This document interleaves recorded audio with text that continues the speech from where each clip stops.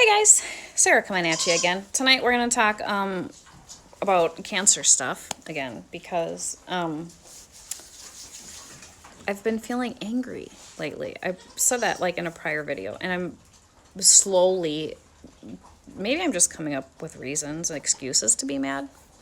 Or maybe I'm just getting to some of the reasons why I'm angry. But I wanted to share with you a little venting session. But more importantly,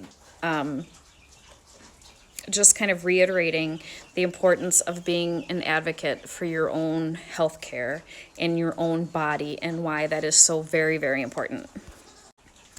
And peep the hat. Dude, it's I don't know what day is it? The 6th of October? I don't know, but this is the first time I had to wear a hat in the barn, and I'm so excited. I'm here for it. I hate summer. I hate the heat. So we're finally getting into my favorite time of the year, so I'm super happy for that. Okay, so we're going to use my husband as an example who's going through this cancer thing. And if you are new to this show, welcome. I'm a farmer, homesteader, breeder of dogs, and all kinds of other fun things. But my husband was diagnosed with cancer 2 years ago, and just diagnosed a couple weeks ago with bladder cancer as well. So we're just starting to navigate those waters. So I'm going to take you back like 4 years ago to when this journey initially started and where so many balls have been dropped. And so hopefully you can learn from this lesson and not be in the same situation that we're in. So it started like 4 years ago. He was simultaneously having issues with urination, like older men will have, problems with voiding and emptying his bladder and things like that. He was also having kind of generalized aches and pains, and so he went to his doctor like one would do. So his doctor for the aches and pains said, you know what, you're getting old. That's part of life. He was like 50 at this time. And so she said, Tylenol, ibuprofen, and PT. We're going to do some physical therapy because that makes everything better, right? And as far as the urination side of things, there's a pill for that. And we'll check the prostate because you're getting old anyway. And your prostate's a little enlarged, but again, you're getting up there, so that's normal. So he did the song and dance, started taking the pill, and did some PT and was like, dude, this is not working. I guess I'm just going to suffer through it. So that's what he did and kept trucking along. And before long, the urination stuff was getting worse again. So he went back to his doctor again and was like, dude, this isn't really cutting it anymore. So she said, here, I'll give you another pill. Oh, and your prostate's still enlarged. But again, you're 50, dude. You're old, so that's normal. By the way, she never at this point checked his PSA, your prostate-specific antigen, which is like the magic number of prostate health and prostate cancer, because he was too young yet for that at 50. Anyway, so like any good American, if one pill makes it a little better, but not all the way, we'll just give him another pill. So that's what happened. And by the way, he said, I'm still having these kind of generalized aches and pains. And again, she said, let's try PT again. That worked so well last time. Fine. So you do the song and dance, and you go to the PT, and you do the thing, and you do the stretches, and whatever else. And finally, just he had it, because he's almost fell over, because he's stubborn like that. So he just kind of said, whatever, I can't even do this anymore, and went on about his life. Finally, he had a pain in his shoulder that was horrendous, and pain in his hips that were so severe that he eventually needed not one but 2 canes to walk. That was fun. Yeah. So he finally went to his doctor and said, look, up with your PT.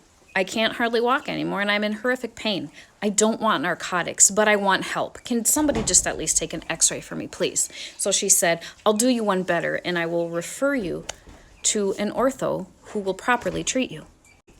So off to the ortho he went, where he got an x-ray. The x-ray looked fine, though, and his doctor said, or the ortho said, you guessed it, you're old. It's just the way things are. Get used to it. Oh, and by the way, the urination thing still wasn't better. So the doctor said, here, we're just going to give you another pill, double the first one, and that'll help. And then my husband was like, yo, can I see like a urologist maybe? And she said, absolutely, I'll put in a referral for you. By the way, sometimes referrals can take forever, and it can be an insurance nightmare. So he went on about his life with his two little canes, feeling old and arthritic, and just lived with his larger than normal prostate, which was, again, apparently normal. Until one day, he worked a whole weekend without telling me he was having a problem, because I think we were like not on speaking terms at that point, because we were going through a rocky point, which nobody talks about in their marriage, but obviously happens, right? So we were having kind of a stalemate of, So he didn't tell me, but finally I could tell after the weekend that something was very, very wrong.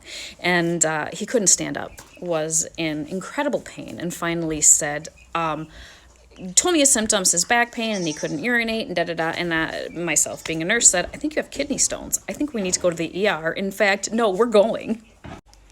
And that was the magic day when all hell broke loose, because they did a CT thinking they'd find kidney stones, and instead found his prostate cancer. Inevitably, we found out. He ended up getting hospitalized for almost a week.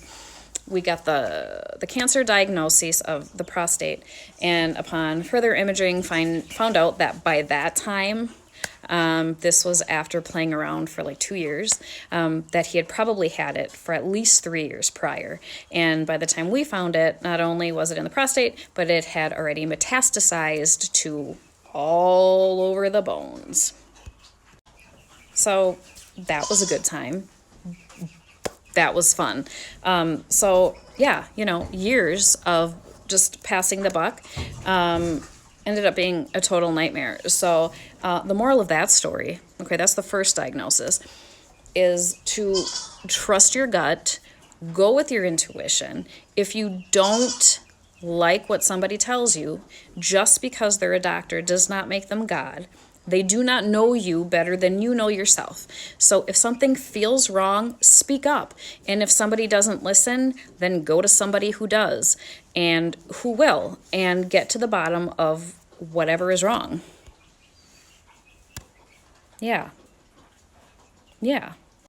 So that's the part one, okay? Because I'm already 7.5 minutes and nobody's gonna make it to the end of this anyway. But that's part one of how we got to the first cancer diagnosis. Stay tuned for part two, where we talk about the next diagnosis and how we got to where we are right now today.